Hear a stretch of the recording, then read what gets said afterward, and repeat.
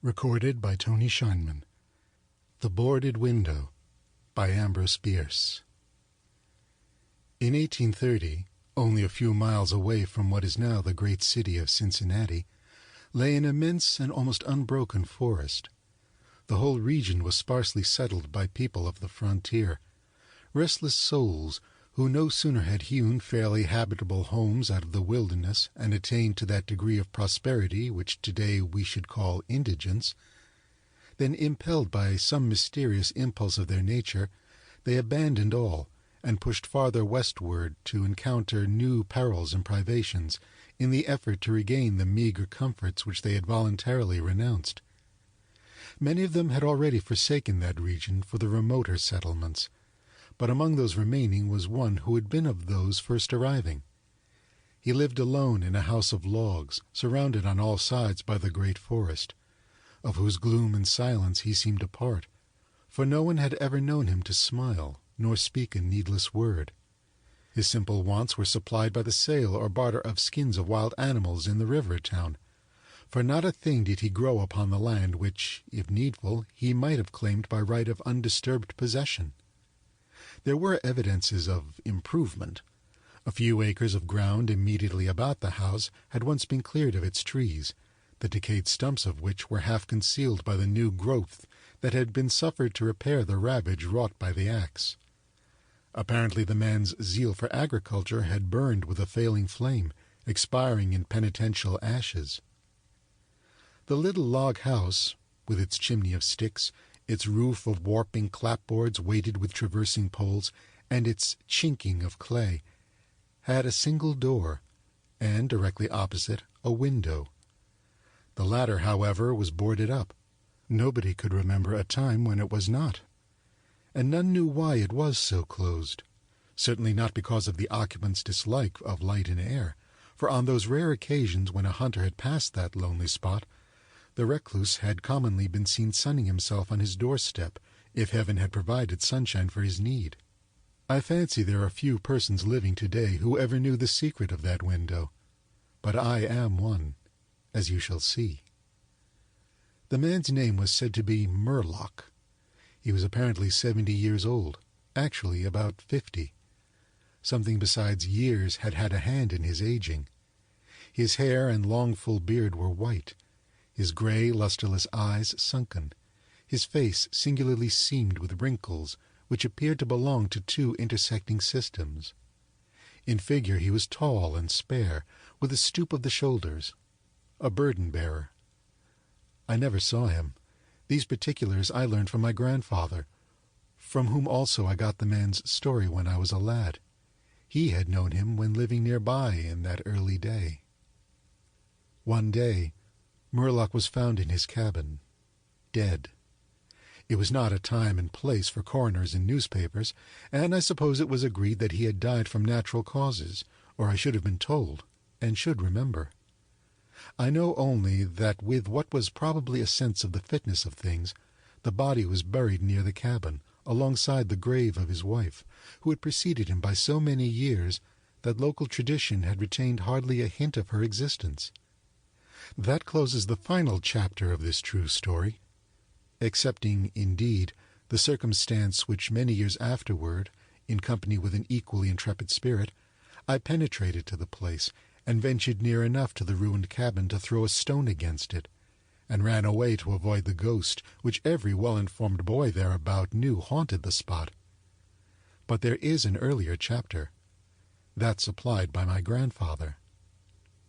When Murlock built his cabin and began laying sturdily about with his axe to hew out a farm, the rifle meanwhile his means of support, he was young, strong, and full of hope. In that eastern country whence he came, he had married, as was the fashion, a young woman in all ways worthy of his honest devotion, who shared the dangers and privations of his lot with a willing spirit and light heart. There is no known record of her name. Of her charms of mind and person tradition is silent, and the doubter is at liberty to entertain his doubt, but God forbid that I should share it. Of their affection and happiness there is abundant assurance in every added day of the man's widowed life, for what but the magnetism of a blessed memory could have chained that venturesome spirit to a lot like that? One day Murlock returned from gunning in a distant part of the forest to find his wife prostrate with fever and delirious. There was no physician within miles, no neighbor, nor was she in a condition to be left to summon help. So he set about the task of nursing her back to health. But at the end of the third day she fell into unconsciousness, and so passed away, apparently, with never a gleam of returning reason. From what we know of a nature like his, we may venture to sketch in some of the details of the outline picture drawn by my grandfather. When convinced that she was dead, Murlock had sense enough to remember that the dead must be prepared for burial. In performance of this sacred duty, he blundered now and again, did certain things incorrectly, and others which he did correctly were done over and over. His occasional failures to accomplish some simple and ordinary act filled him with astonishment, like that of a drunken man who wonders at the suspension of familiar natural laws. He was surprised, too, that he did not weep, surprised and a little ashamed. Surely it is unkind not to weep for the dead. "Tomorrow," he said aloud, "I shall have to make the coffin and dig the grave, and then I shall miss her when she is no longer in sight. But now, she is dead, of course, but it is all right. It must be all right somehow. Things cannot be so bad as they seem."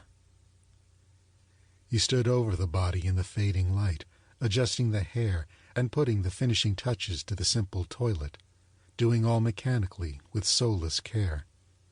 And still through his consciousness ran an undersense of conviction that all was right, that he should have her again as before, and everything explained. He had had no experience in grief. His capacity had not been enlarged by use.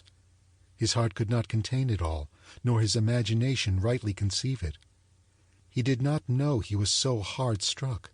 That knowledge would come later, and never grow.